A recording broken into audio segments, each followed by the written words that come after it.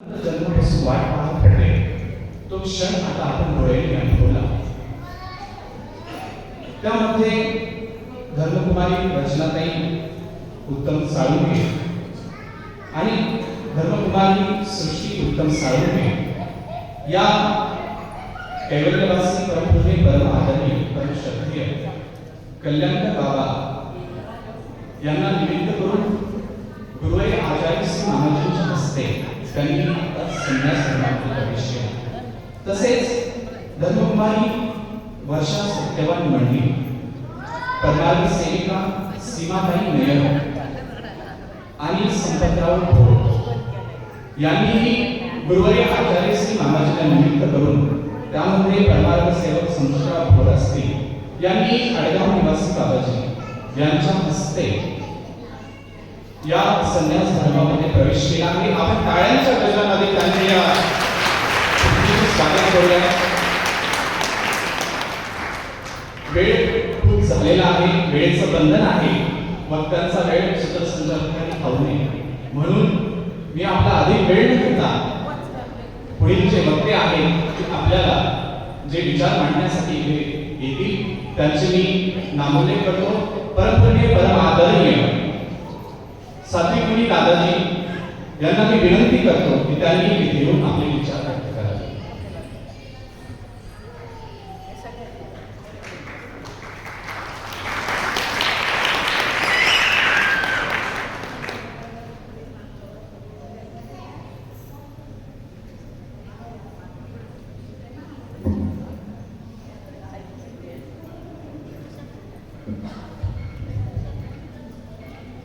वंशी विभूषित करा नवनीत धावा पीतांबरा धर्मबिंब पराग रोषा पूर्णेन्दु सुंदर मुखादर नेत्रा कृष्णा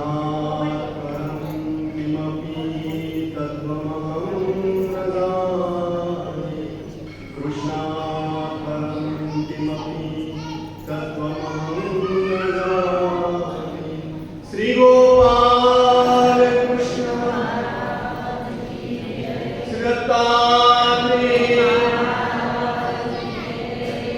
संख्येच्या मानाने जय घोषचा आवाज खूपच कमी आहे. संपूर्ण महाराष्ट्रातून आपण इथे सर्व एकत्रित झालेले आहोत.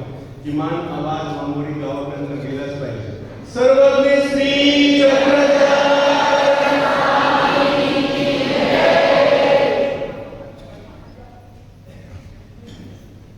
साधुदाता सर्वज्ञ श्री चक्रधर स्वामींच्या श्रीचरणाने पवित्र झालेल्या वांबरी या स्थानात स्वामीपासूनच ज्ञान गंगोत्री चालत आलेली आहे आणि तो वारसा आमच्या पूर्वसुरींनी कसा सांभाळून ठेवला. याच वांबरी क्षेत्रामध्ये आचार्य श्री वर्षांवास ज्यावेळेस आपल्या सदशिष्य श्री पेटे हरिव्यासांना घेऊन आले त्यावेळेस ईश्वराच्या मनोधर्माने जे स्वामीने सांगून ठेवलेलं आहे की एखादा जर आक्रमक असेल तर त्याच्याकरता मी एखादा न बोलणाऱ्या कर्णाला सुद्धा बोलायला लावतो. म्हणून आचार्य श्री परशुरामवास हे आजाराने ग्रस्त होते आणि त्या अवस्थेमध्ये त्यांच्या मुखातून जे आमच्या मानव प्रस्थामध्ये सर्वपेक्षा श्रेष्ठ म्हणजे जे थोरला प्रकार म्हटलं जातो त्या त्यांच्या मुखातून बाहेर पडलं आणि ते पेटे हरिव्यास हे त्यावेळेस हरिनामाने एक लहान अवस्थेत म्हणजे जवळपास 8 ते 10 वर्षाचे बालक होते आणि त्यांनी तो महावाक्य प्रकरण त्या वांबोरी स्थानाच्या त्या मंदिराच्या भिंतीवर लिहून ठेवलं. म्हणजे ही जी ज्ञानगंगोत्री त्यांच्या पूर्वस्मृतीपासून चालत आहे ती अविरतपणे ते आज आमच्या श्रीगुरुवर्य मामाजींच्या योगाने आज जे त्यांच्या ज्ञान साधनेनी संपूर्ण महाराष्ट्रातून आलेले जे साधक आहे जे अधिकारी आहे त्यांना जे घडवण्याचा एक आदर्श रूप कार्य या मानव पंथाकरता करत आहे.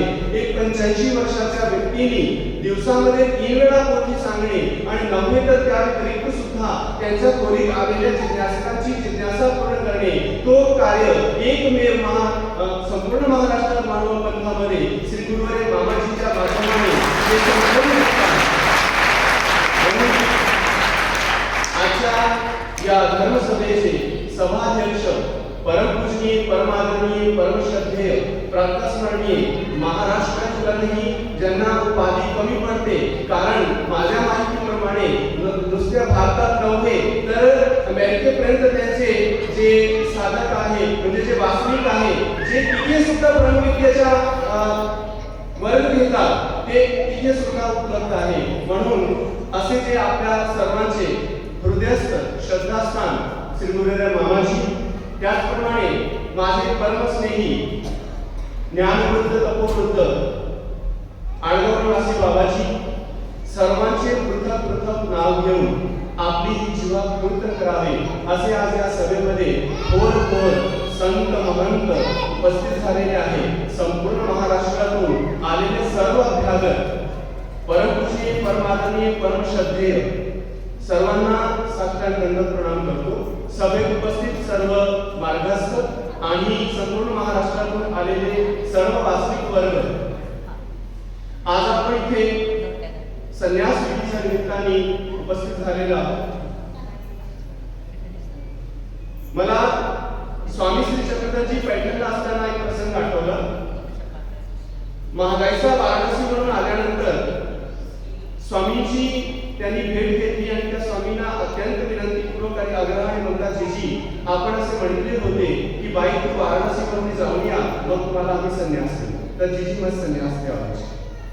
स्वामी म्हणतात, बाई कर्मरहाटीमध्ये कमरे इतक्या पाण्यामध्ये उभे राहून आणि दोन्ही हात वर करून संन्यासोहम म्हणतात, मग जेणेकरून संन्यास होते असं नव्हे. नुसतं वस्त्र धारण केले की मनुष्य संन्यासी होतो असे नव्हे.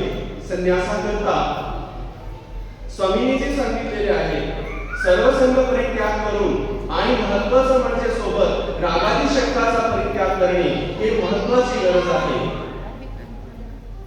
आणि त्याच विषयाला द्वारकाधीश श्री कृष्ण महाराज म्हणतात, अनाश्रित कर्म फलम कार्यम कर्म करोति ससन्यासी सयोगीच न निरग्नी न च क्रिया. म्हणजे नुसतं यज्ञ अग्नीचा परित्याग करणे अथवा इतर कर्माचा त्याग करणे, कर्मधर्म विधी विकोचा परित्याग करून आपण वस्त्र धारण केले म्हणजे तो संन्यास नव्हे.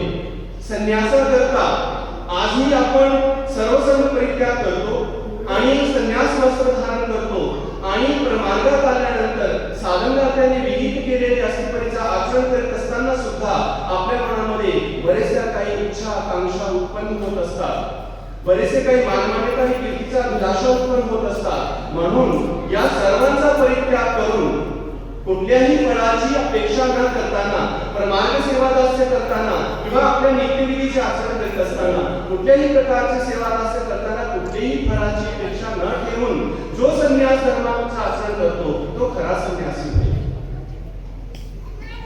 आज संपूर्ण विश्वामध्ये महिला प्रत्येक क्षेत्रामध्ये प्रगती करत आहेत. त्याचप्रमाणे आध्यात्मिक क्षेत्रामध्ये सुद्धा त्यांची प्रगती आज आपण पाहतो आहोत. आज आपल्या समोरच 4 दीक्षार्थी महिला आहेत आणि इकडे पुरुष वर्ग आहे. पण मार्गात सुद्धा पाहिलं तर महिलांची संख्या, साध्वी महिलांच्या संख्या अधिक आहे. म्हणून याच हा वारसा आमचा जो चालत आलेला आहे, हा वारसा आपण जर पाठीमागे सिंहावलोकन करून पाहिलं तर आमच्या त्या स्वामीने सुद्धा महिलांना समानतेचा अधिकार दिलेला आहे. मग तो सारंग पंडिताची लीळा असो किंवा इतर प्रसंग असो. आणि तोच वारसा आमच्या पूर्वस्त्री ज्या काही महिला आहेत त्यांनी सांभाळून ठेवलेला आहे. स्मृतीस्तराचं अवलोकन केला तर आपल्याला हिरायसा नावाच्या साध्वी दिसतील. आचार्याच्या सन्निधानामध्ये त्यांनी हिरायसा आणि पंडितवास दोघांनी उपदेश घेतला आणि अधूनमधून आचार्यांकडे ब्रह्मविद्या शास्त्राचे धडे घेण्याकरता जात असत. एक दिवस आचार्य काही शिष्यवर्गासोबत त्यांच्या गावी आलेले असताना त्यांनी हर्षोल्लासाने आचार्यांचं स्वागत केला आणि त्यांच्या त्या भोजनाच्या व्यवस्थेकरता लागल्या. त्यावेळेस त्यांची जी मुलगी आहे ती आजारी होती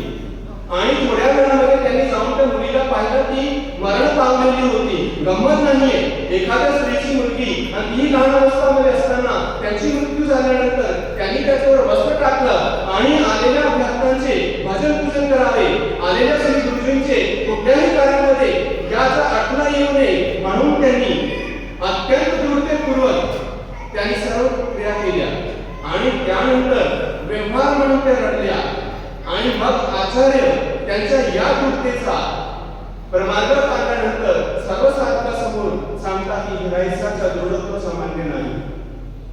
याच हिरायसा ज्यावेळेस त्याग करून परमार्गी आल्यानंतर त्यांनी स्वतःच आचरण केलं नव्हे तर बिजराला जाऊन सर्व साधकांना पडताळायचे.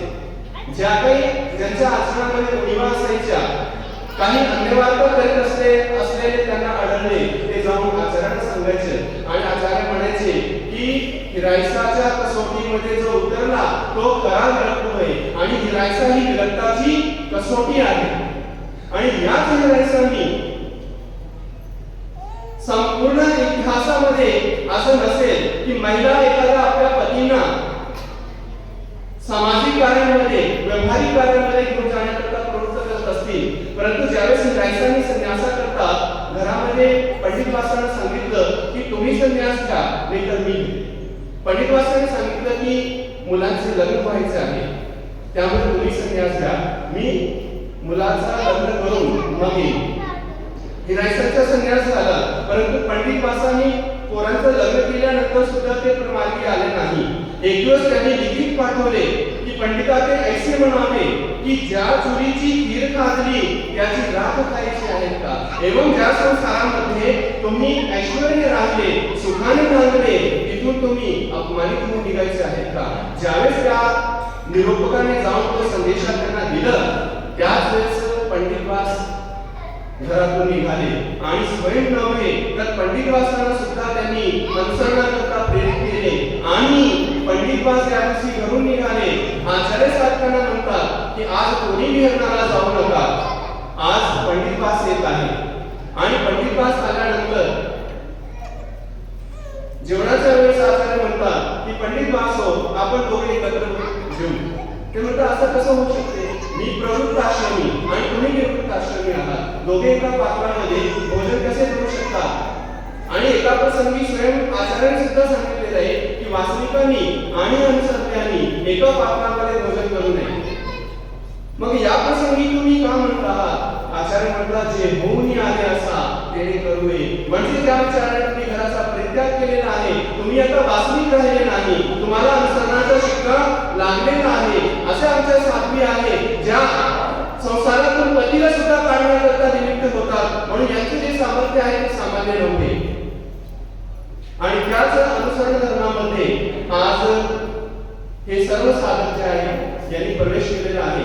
आजचे दीक्षार्थी नव्हे, आता मी त्यांना नवदीक्षित म्हणेन, मग ते महिला वर्ग असो की आमचे नगर निवासी गोरसाहेब असो, या सर्वांचं अनुसरण सिद्धिअर्थ जावं याकरता मी साधनता आपल्या सर्वज्ञ श्री चक्रधर स्वामींच्या श्रीचरणी प्रार्थना करतो.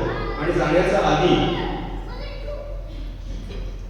आपके आने से इस कार्यक्रम में आई है बहार, आपके आने से इस कार्यक्रम में आई है बहार, मामा जी और आए हुए सारे अभ्यागत और मार्गदर्शकों का बहुत बहुत आभार, बहुत बहुत आभार.